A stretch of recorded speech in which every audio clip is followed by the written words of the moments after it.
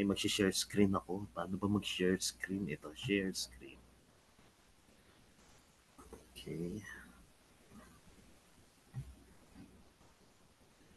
Share. Okay. Nakikita nyo na po ba yung title? Okay, siguro nakikita nyo na, no? Brad Mike, Sisnet, nakikita nyo Yes na po, po. napakalinaw. Opo. Okay, salamat. Kitang-kita. Uh, maraming talata dito, very familiar sa inyo, pero salita po ng Diyos ito. So, basahin po natin. Ang title po, sinimplihan ko lang, no? Hindi ako yung sumusunod sa nakagawian nyo po. Pero, ito po. Pagpapatawad at pagwawasto. Yan po yung naisip kong title. So, medyo intriguing sa inyo kasi hindi mouthful eh. Pagpapatawad at pagwawasto. Tingnan nyo po yan ha. Next slide na po. Pinamagatan ko yung number 1 na Ama, patawarin mo po sila. Sigurado ko na po, alam nyo na po kung saan pupunta ito. Ayan na po yung mga talata. Okay, tingnan nyo po yan. Kung gusto nyo, picturean nyo. Okay, next slide na po.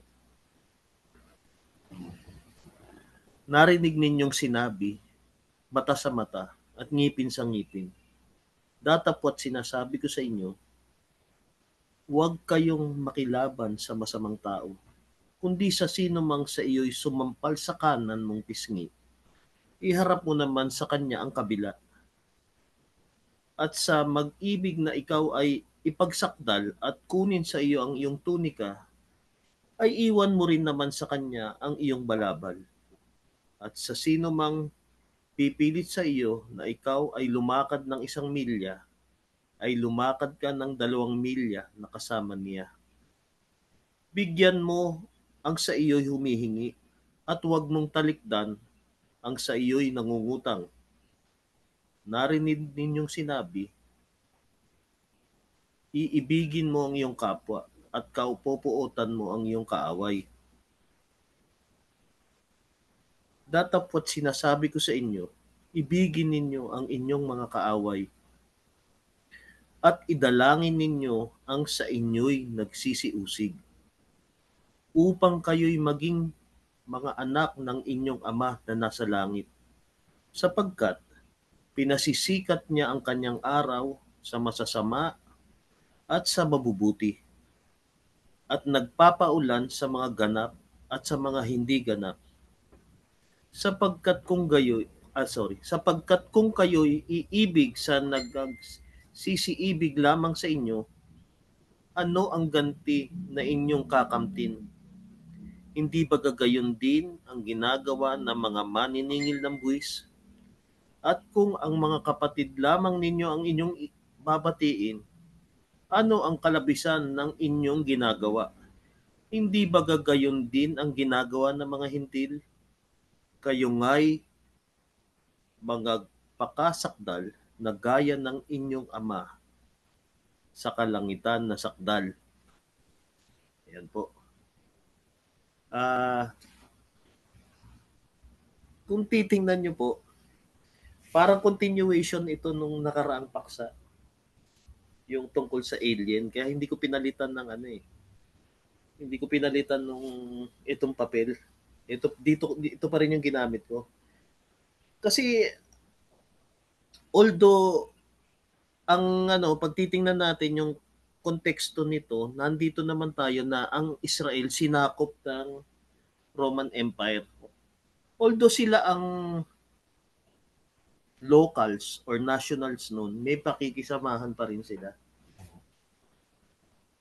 So, merong kapatid na sinasabi, yun yung mga kapwa nila Israelita. Kasi kung titingnan nyo sa versikulo 47, may tinatawag na hintil. So sa labas ng Israel yan, technically, Judah na yan eh, Jew. 'Di ba? Nawala na yung yung isang kingdom. Nawala na yung Israel. Ito technically, Judah na ito ang natira. So ito po yung matututunan po natin dito sa talata na ito. na iibigin mo rin kahit sa labas ng Juda or hindi mo kalahi. Kung titingnan nyo, hindi applicable sa atin. Kasi hindi naman tayo Hudyo. Tayo ay mga Christian. Pero apply natin by analogy. May papakinabangan naman po tayo dito sa mga nabasa ko pong verses. Ang mapapakinabangan po natin dito sa maliit na unit ng ating pagsasama. Wag na sa buong Christendom na tinatawag. Dito sa atin. Dito sa mga nakakahalubilo natin sa Bible Talks Christian Society. Tawagin na natin itong isang fellowship. Hindi to organized religion. Fellowship ito. So magkakakilala tayo. Hindi ito ang nagtatakda kung paano tayo magsasama-sama. Ito yung nagtatakda paano tayo makikisama sa labas. Kasi maaaring may kasama tayo na kailangan kong banggitin, sorry ex-MCGI. Pero hindi natin sila kasama sa fellowship na to. Hindi sila parating dumadalo o kaya hindi natin sila kaisa ng diwa sa mga pinag-uusapan natin dito.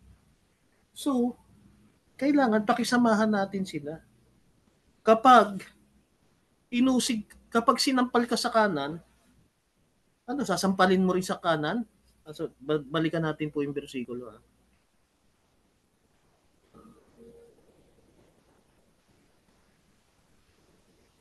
Wala ako. 39, verse 39. Ito po. Huwag kayong makilaban sa masamang tao, di ba? Sabi. Kundi sa sino mang sa iyo'y sumampal sa kanan mong pisngi, iharap mo naman sa kanya ang kabila. Sampal. Sinampal ka sa kanan, bibigay mo yung kaliwa. Bibigay mo yung kabila. Paano kung pinagsabihan ka na masama? Nang hindi natin kasama sa fellowship na ito. Pagsasabihan mo rin na masama? Yung ba ang gawain na naaayon sa salita ng Diyos?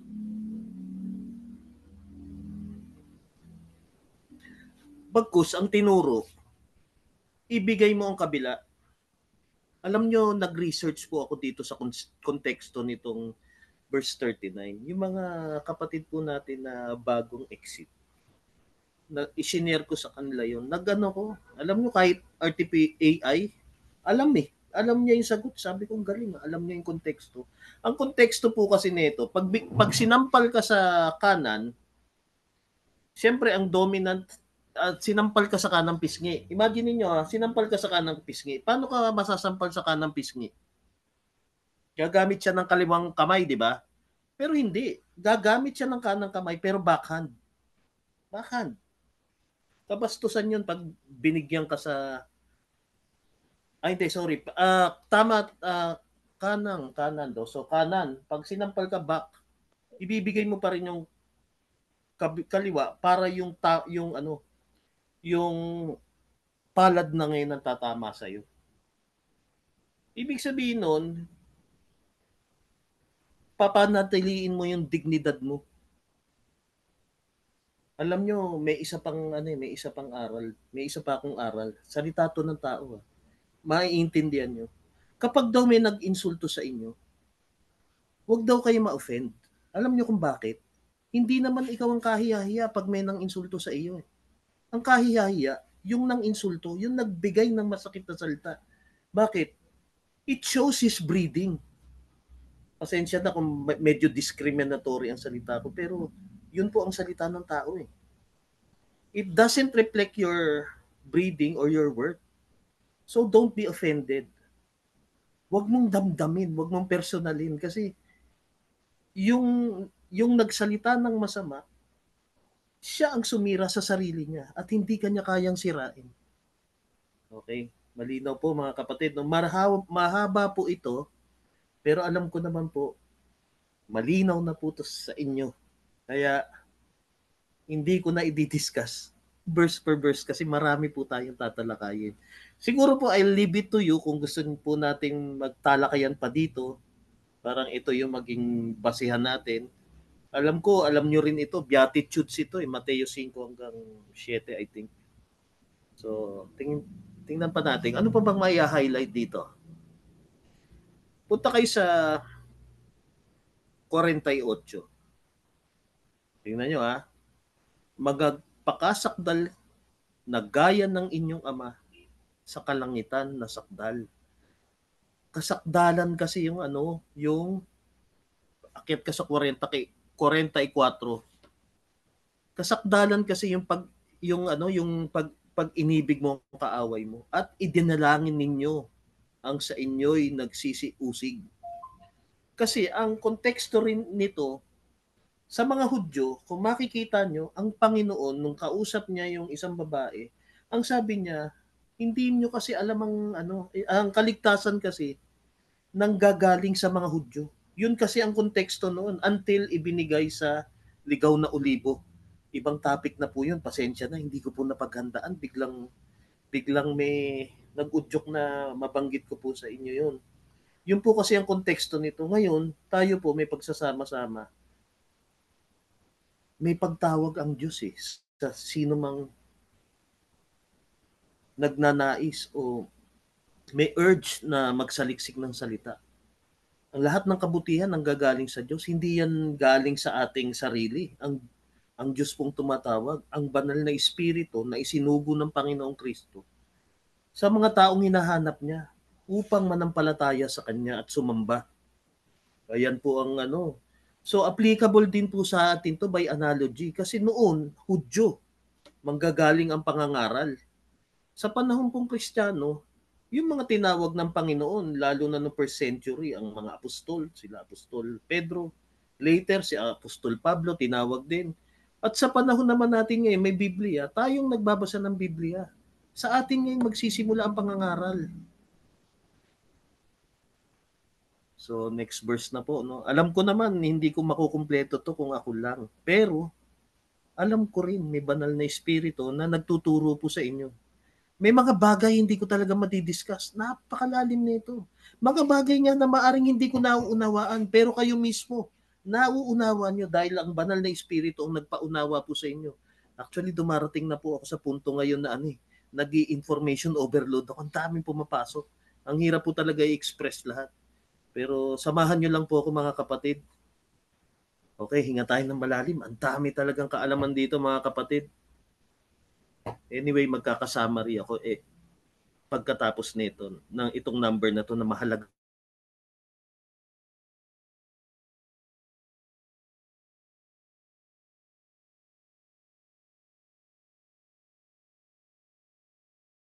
po talaga ito eh. Maunawaan niyo po. Huwag Kristiyano yan. Basa natin. Punta po tayo sa Roma. Roma 12. Versikulo 17 hanggang 21. Huwag kayong mga bayad sa kanino man ng masama sa masama. Isipin ninyo ang mga bagay na kapuri-puri sa harapan ng lahat ng mga tao. Kung maaari, ayon sa inyong makakaya ay magkaroon kayo ng kapayapaan sa lahat ng mga tao. Huwag kayong mga higantihan, mga iniibig, kundi bigyan ninyong daan ang galit ng Diyos, sapagkat nasusulat, akin ng paghihiganti. Ako ang gaganti, sabi ng Panginoon. Kaya't kung ang inyong kaaway ay magutom, pakanin mo. Kung siya'y mauhaw, painumin mo. Sapagkat sa paggawa mo ng gayon, ay mga baga ng apoy ang ibubuntod mo sa kanyang ulo. Huwag kang padaig sa masama, kundi bagkus daigin mo ng mabuti ang masama. Hindi ba napakasarap sa pakiramdam? Hindi ba napakasarap sa pakiramdam na kapag may umaway sa'yo, umargabyado sa'yo, o kung anumang masamang ginawa sa'yo, ang Diyos daw ang gaganti.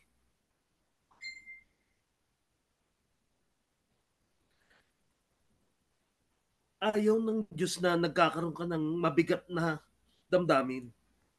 Sino ba ang gustong magpahirap sa damdamin mo? Hindi ba't ang kalaban ng Diyos? Hindi ba't lagi niyang kinokontra ang salita ng Diyos? Nakita na natin yan sa panahon ng Genesis kay Eva. Binaliktad ng diablo, ng Satanas, ang itinuro ng Diyos. Mga kapatid, kung may gumawa sa inyo ng masama pero gusto niyo gumawa ng masama, naku, iba po ang bumubulong sa inyo po nun, mga kapatid. Yun lang po ang yun lang po masasabi ko sa inyo. Ramdamin niyo po ang pagmamahal ng Ama. Ako ang gaganti. Yun ang sabi. Ngunit ito yung medyo ibinaba ng Apostol Pablo yung yung kaalaman. I mean, mataas na level kasi yung susunod natin. Ito yung yung parang kasi naka-focus sa ipagiganti ka ng Diyos eh. Pero may higher level, highest level. Ito kasi ang sinabi, ito yung highest level. Ito sabi nung nasa krus ang Panginoong Kristo. Ito sabi, at nang dumating sa dakong tinatawag na bungo, ay kanilang ipinakuroon siya sa krus at ang mga tampalasan, isa sa kanan at isa sa kaliwa. At sinabi ni Jesus, Ama, patawarin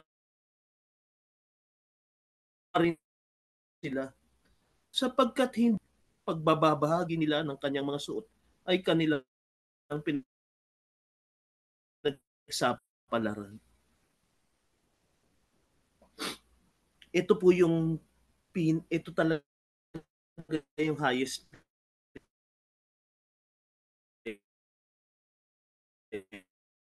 level. Yung ikaw na yung ipinako mo rin ng tawad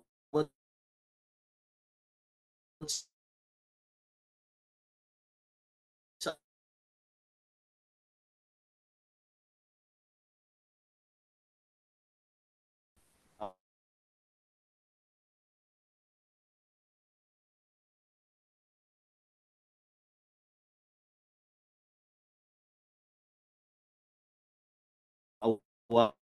awayin ka, sigawan ka, murahin ka, o kung ano mang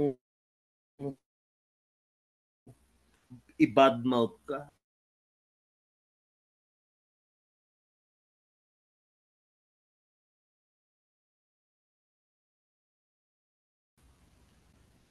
Ituloy ko po,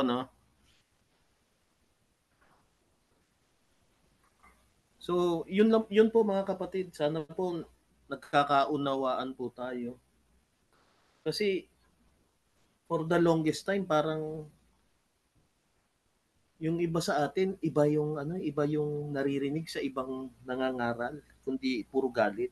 So tanggalin na natin yun, hindi nakalaya na tayo dun eh. 'Di ba magkapapalaya sa iyo ang katotohanan? Ang katotohanan ay ang Panginoong Kristo, ang kanyang mga aral, ang Biblia. Huwag tayo makinig sa tao, kundi kung anong nasusulat sa Biblia po. Tuloy na po tayo, no? Next slide po. So, ayan, balik tayo, binigyan ko kayo ng summary. Mga maiksi lang to. So, sa Mateo, ibigin ng kaaway, idalangin ng nagsisiusig, huwag padaig sa masama,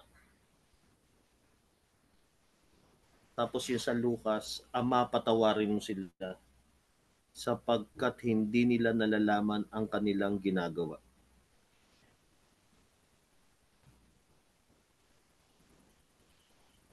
Okay? Chinecheck ko lang connection ko, mga kapatid. Pasensya na. Kasi walang Sige po, next. Punta na tayo, ito na.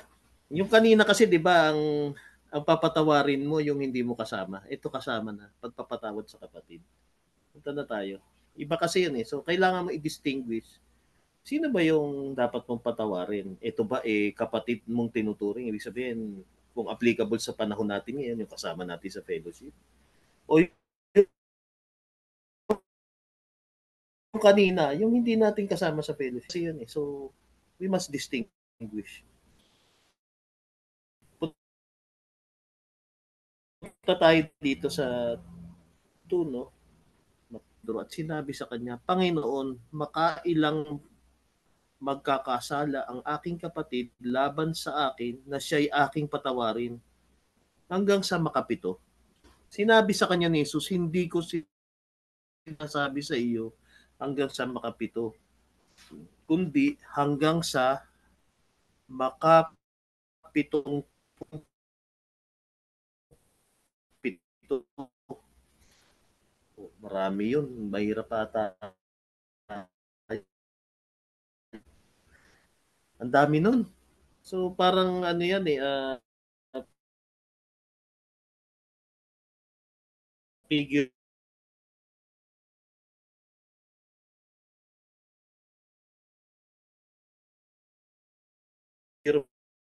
of speech yan. Parang walang limit practically. Siguro napakarami nun. Hindi kahit sino makasalanang tao. Yung makasalanang tao, yung normal lang na kapatid na bitaw na salita. Huwag mong seryoso. Dialogue speaker, di ba?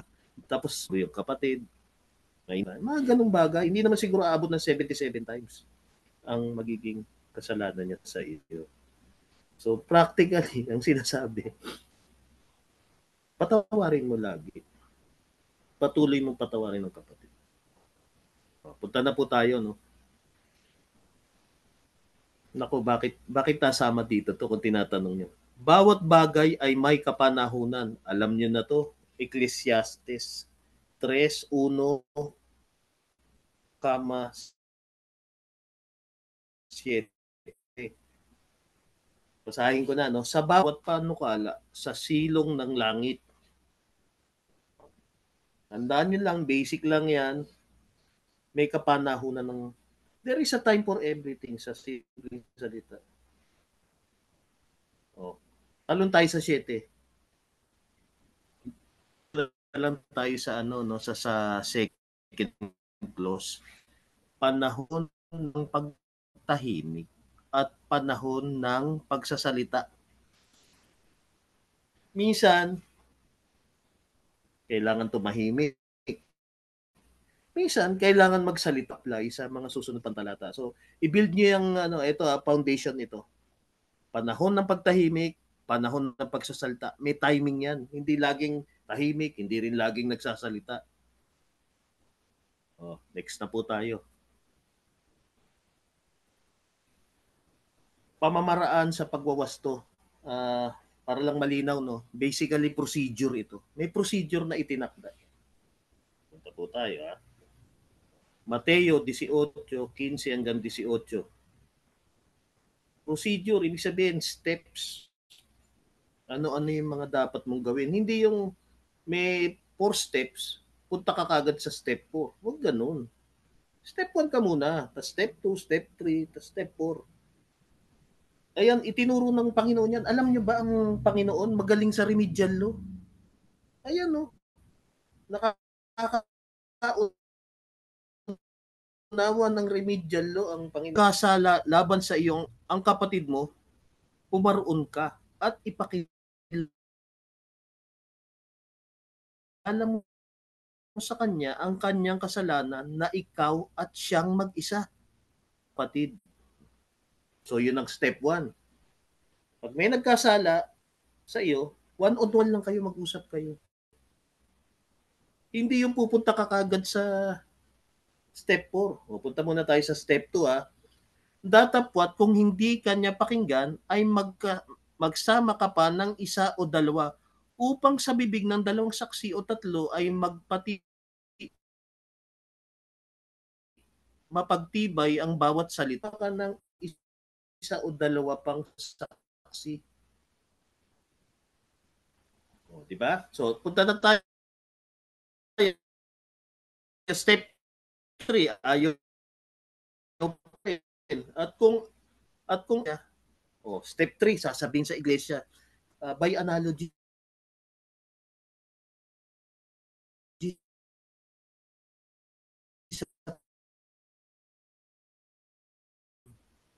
usapan natin salita ng Diyos. So susunod din tayo sa procedure na itinakda ng Panginoong Kristo. Ito yun. Bro, Ang 4, choppy po at yung kung boses. ayaw rin niyang pakinggan ang iglesia, ay okay.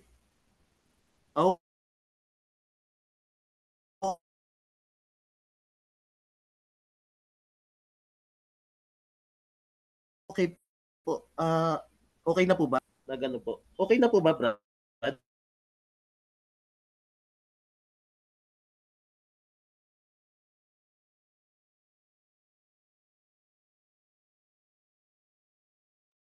Bali po, nawawala po kayo, Brad Angel. Nawawala po. Nawawala po kayo sa ere.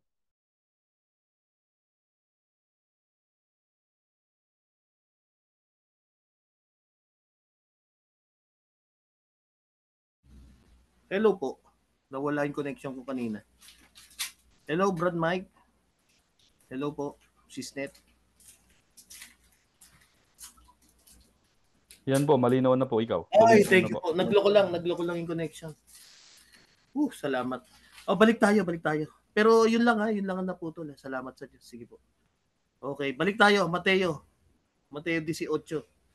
Salamat po, Brad Mike, sa ano.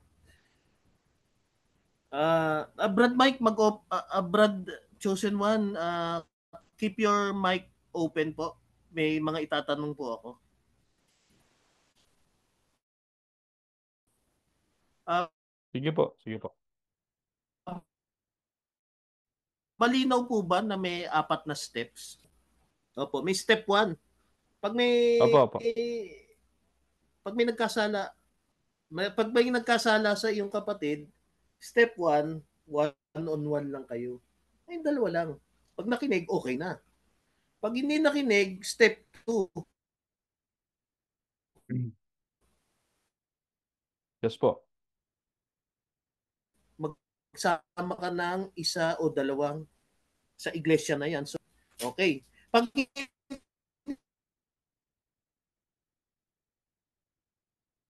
pa rin nakinig, step, anong ibig sabihin ng ituring na hintil at maniningil ng buwis? Ano, sisigawan mo? Ano, titirahin mo? Ano, gagamitin mo tong Bible Talk Society para tirahin mo siya?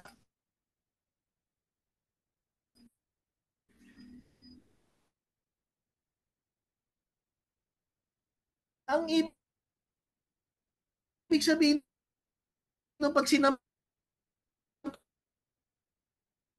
Bro, nawawala po yung audio nyo po. Sayang. ka niya, magpasampal ka uli. Kasi hindi kapatid yun. Konteksto nito mga kapatid, itong versikulo din siya. Out ka na sa fellowship namin. Intilus. Pag sinampal ka sa kanan, bigay.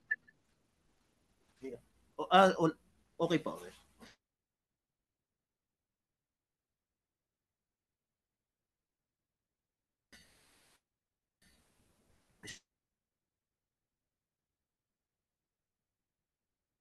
Sorry po. Babalik po ako, no? Pag, hello, Brad Mike, okay na po, phone on po. Parang, Yan, ngayon po, okay na. okay, Okay na po ngayon. sorry po, okay po. Ay, salamat. So, ang ibig sabihin, kapag itinuring mo siya ng hintil, kapag sinampal ka sa kanan, ibibigay mo yung kaliwa. Magpapatawad ka, magpapatawarin mo siya, ihingi mo rin siya ng tawad sa Panginoon. Hindi yung hintil ka na, maniningil ka na ng buwis, kaya aawayin kita. Hindi po yan ang Christian way. Hindi po yan ang itinuro ng Panginoong Kristo. Sana po malinaw po sa atin yun, mga kapatid. Okay na po. Brad Mike, okay po? Pwede na ako mag-proceed. Opo, ngayon po. Proceed na po. Maganda na siya. Malinaw po yun. Na-cover ko naman po na bago, kahit na nagbumitaw yung connection kanina. Opo. Malinaw naman po. Okay po. Salamat po sa Diyos. Sige po. Proceed na po tayo.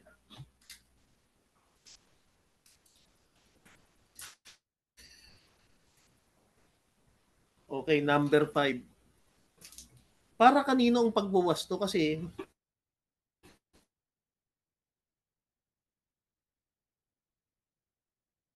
pag may nagkamali, dapat turuan. Di ba? Iwasto. Minsan kailangan reprove. Minsan kailangan rebuke. Yung yung medyo natataasan mo na ng boses. Pero ano naman, productive naman. Pero para kanino yun? Para sa lahat ba yun? Kailangan maunawaan natin. Hindi para sa lahat na ituwid ang isang tao. Tingnan niyo po Siyang sumasaway sa manglilibak ay nagtataglay ng kahihiyan sa kanyang sarili. At siyang sumasaway sa masama ay nagtataglay ng pula sa kanyang sarili. Huwag mong sawayin ang manglilibak, baka ipagtanim ka niya. Sawayin mo ang pantas at kanyang iibigin ka. Turuan mo ang pantas at siya'y magiging lalong pantas pa. Iyong turuan ang matuwid at siya'y lalago sa pagkatuto. Oh. Pwede mo rin tong ano eh, parallel din ito sa binasa natin kanina, 'di ba? Hintil na siya eh. Ano bang ituturo mo sa kanya? Ako si Incognito, meron tumira sa akin sa labas ng fellowship natin. Pwede ko ba siyang pangaralan, mga kapatid, kung ito po ang talatang pagbabatayan nyo? Pwede ba siyang pangaralan? Hindi, di ba? Bawal ng Biblia na pangaralan mo yun. Tata. Oh, balik ka dito sa Mateo 18. Oh, ituturing mo na nahintil. Oh, sampalin mo rin? Hindi. Ibigay mo pa yung kaliwa mong pisngi. Yun ang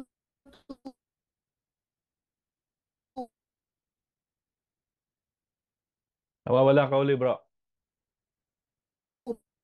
tuturo. Hindi po tayo makikipagsampalan. At itong talata na ito, Kawikaan 9:7 hanggang 9. Opo. Okay na po. Po, nawala na naman. Hello po. Yan, okay na po.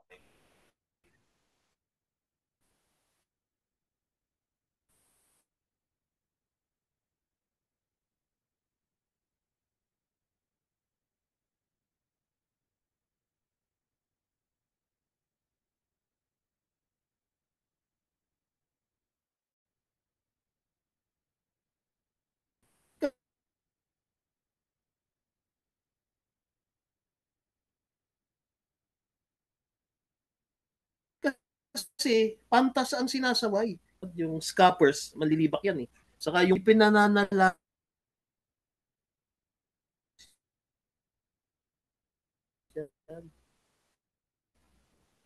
mo paabot yung level ng spirituality na gano'n. Sapat na ano, uh, ipagkatiwala mo na lang sa Diyos. Sabi nga, kapag may nang-away sa inyo, kaawaan nyo. Kasi pinaghihigantihan ng Diyos yan eh. Yun ang nakalagay. Ang Diyos ang naghihiganti. Pero siyempre, hindi naman necessarily directly ang Diyos. Kasi yung mga lingkod niya, may mga anghel niya. Paparusahan ng anghel mo yan. Kaya, kakaawaan mo siya, ayaw mo siyang maparusahan.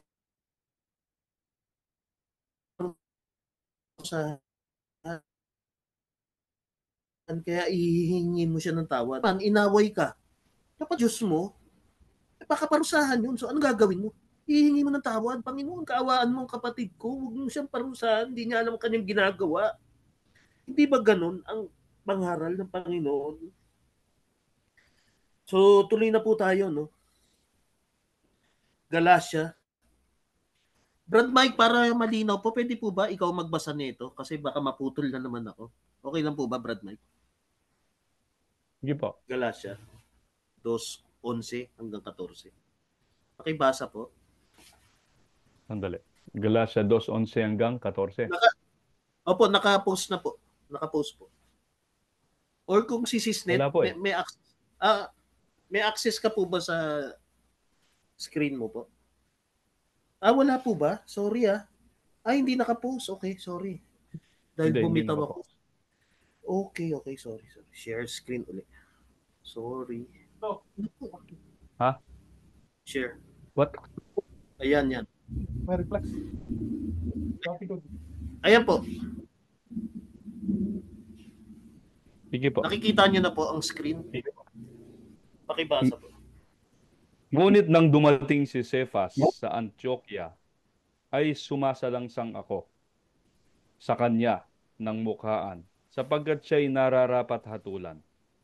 Sapagkat bago nagsidating ang ilang mula kay Santiago, ay nakisalo siya sa mga hintil. Ngunit nang sila'y magsidating na, siya'y umurong at humiwalay sa mga hintil, palibhas ay natatakot sa mga pagtutuli. At ang ibang mga Hudyo ay nangagpakunwari rin naman kasama niya. Ano pat pati si Bernabe ay nabuyo sa kanilang pagkukunwari. Ngunit ng aking makita na hindi sila nagsisilakad ng matuwid ayon sa katotohanan ng Ebanghelyo, sinabi ko kay Cephas na sa harapan nilang lahat, kung ikaw na Hudyo ay namumuhay gaya ng mga hintil at di gaya ng mga Hudyo, bakit mo pinipilit ang mga hintil na mabuhay na gaya ng mga Hudyo? Ayan.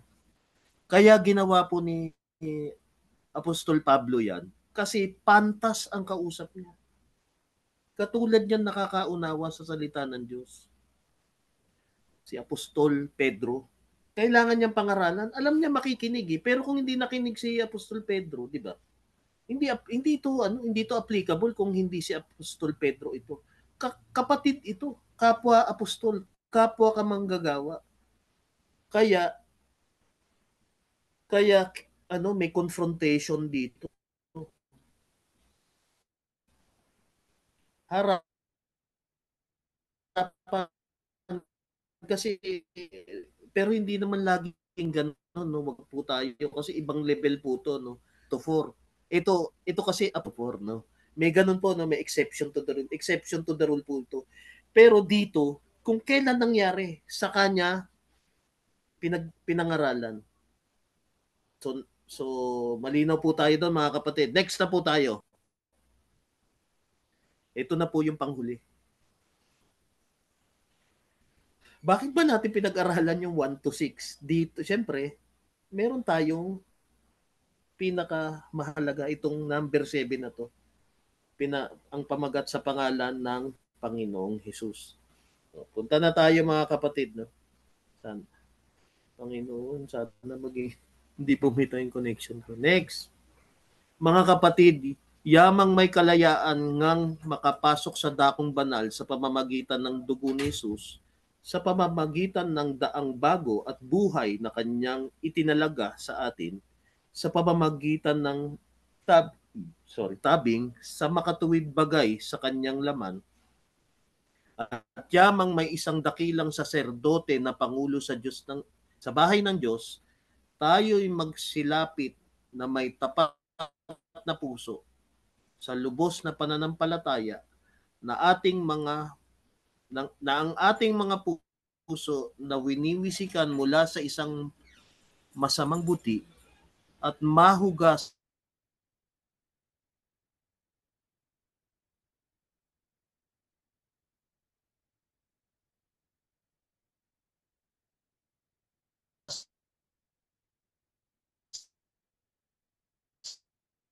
ng Nawawala ka, ating bro. tinginan upang tayo'y mga udyok sa pag-ibig. Ito po, mga kapatid, bakit ba tayo nagtitipon? Di ba para maudyok sa pag-iibigan at mabubuting gawa? Iwanan po natin yung dati nating experience kasi 'di ba? Yung a-attend ka ng pagtitipon, gagalitin ka lang. Ima-mind conditioning ka para magalit sa kaaway. Labag sa Biblia, makaibayo ka pa niyang ginagawang masama. So dito po, ito po ang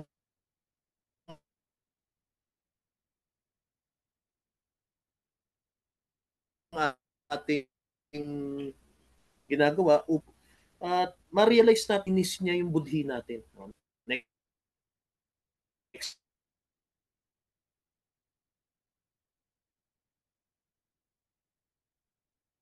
na mahal ng isang pusong mahabagin. Ayan, mahabagin. Alam niyo na mahabagin yung ng kaamuhan na pagpapahinto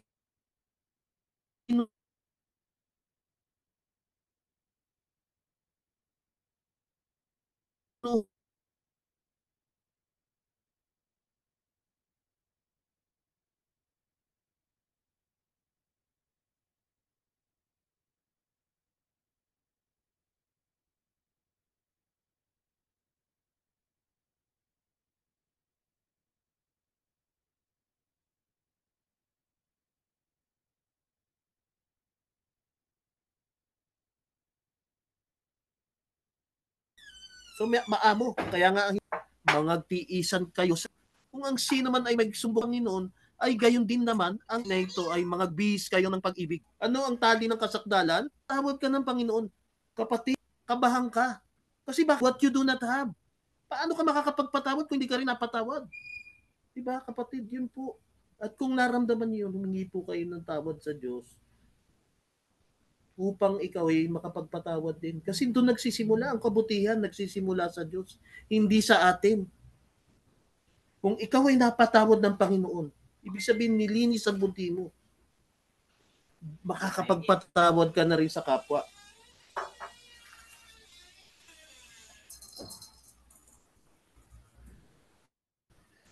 Sunod.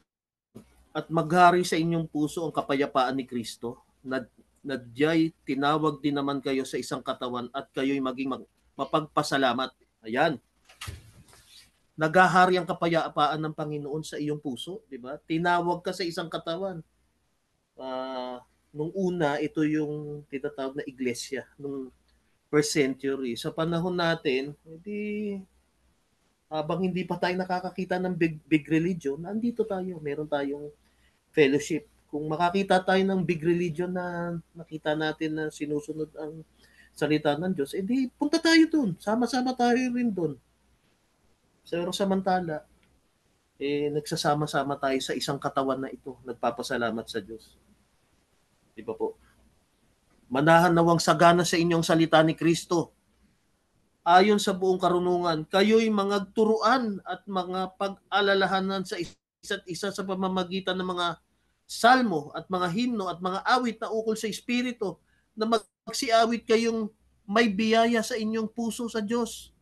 At anumang inyong ginagawa sa salita o sa gawa, gawin ninyong lahat sa pangalan ng Panginoong Hesus, na nagpapasalamat kayo sa Diyos sa pamamagitan niya. Ito ang gawain ng Kristiyano.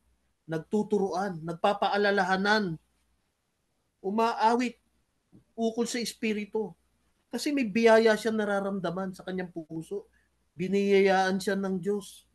Hindi pait, hindi pangaaway ng kapwa. Hindi yung huwag nating tirahin yung kaaway natin, mga kapatid, masama yan.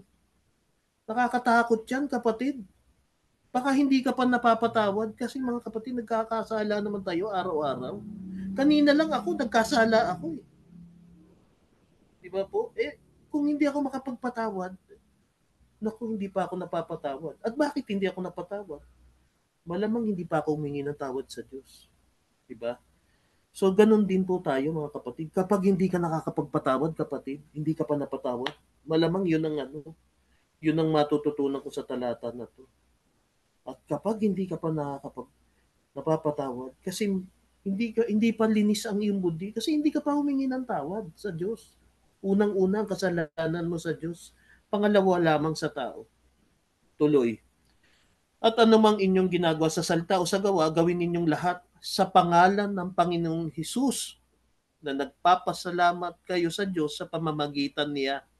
Ang pagpapasalamat natin sa Diyos, alam nyo, pamamagitan ng Panginoong Hesus. Bakit? Tinubos niya ang ating mga kasalanan. Kaya tayo napatawad ng Diyos, Ama, sa pamamagitan ng Panginoong Hesus. Kaya pakinggan natin ang mga pangaral ng Panginoong Hesus. Nalimutan na po natin yung mga maling na obserbahan natin sa dati, mga kapatid. So dito na po tayo. Punta po tayo sa pangaral at saway ng ating Panginoong Hesus, mga kapatid. Next verse po, mga kapatid. Huwag maglumihanan ang inyong puso. Magsasampalataya kayo sa Diyos. Magsisampalataya naman kayo sa akin. Sa bahay ng aking Ama ay maraming tahanan. Kung di gayon, ay sinabi ko na sa inyo, sapagkat ako'y paruroon upang ipaganda ko kayo ng dakong kalalagyan. At kung ako'y pumaroon at kayo'y may paghanda ng kalalagyan, ay huling paririto ako at kayo'y tatanggapin ko sa aking sarili, upang kung saan ako naroon, kayo naman ay dumuon. Hindi pa ba sapat, mga kapatid? na ipinaghahanda tayo ng Panginoon na makasama niya. Hindi pa sapat yun para sumunod tayo sa kanyang mga pangaral.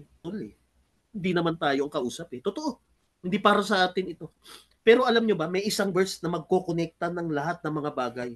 Magkokonekta na kapag nagkakapagbasa ka sa Biblia, kahit na ang patungkol nito ay sa apostol, maaari ring maging patungkol sa iyo. Maaaring itong pangako na ito, pwede mo ring angkinin, pwede mo ring asahan, pwede mong panghawakan at tutuparin ng Panginoon sa iyo. Ano ba itong talata na ito? Tingnan natin mga kapatid. 1:20, 28 hanggang 29. Sumagot si Tomas at sa kanya'y sinabi, Panginoon ko at Diyos ko. Sinabi sa kanya ni Jesus, sapagkat ako'y nakita mo ay sumampalataya ka. Mapapalad yaong hindi nangakita at gayon may nagsisampalataya. Kasi ang magandang balita, ang magandang balita ay ang pagkakatubos ng Panginoong Kristo sa atin. Yun ang magandang balita. Yeah, he came here. Kasama. I don't care also. He never talk. You don't talk with him? He never talk. I talk to him, but he never talk. Sorry. Brad Mike, opo. Sige po. Okay lang po. Mga kapatid, salamat po sa yun na po yung talata. Sana po naintindihan niyo tong ito yung pinakamahalagang talata mga kapatid kasi yung iba dito nagdududa eh. Yung nababasa raw nila sa Biblia, paano naman mag-a-apply sa buhay nila? Eh hindi naman sila ang kausap. Totoo naman 'yon sa maraming talata, hindi talaga para sa atin. Pero pagdating sa mga usaping kaligtasan, sa usapin na ipaghahanda ka ng tahanan, pasok po ang tayo. Pasok po tayong nananampalataya kahit sa panahon na ito. Dahil dito po sa talata na ito. Disconnects everything. Opo mga kapatid. Sorry. Muli mga kapatid, salamat po. Salamat po.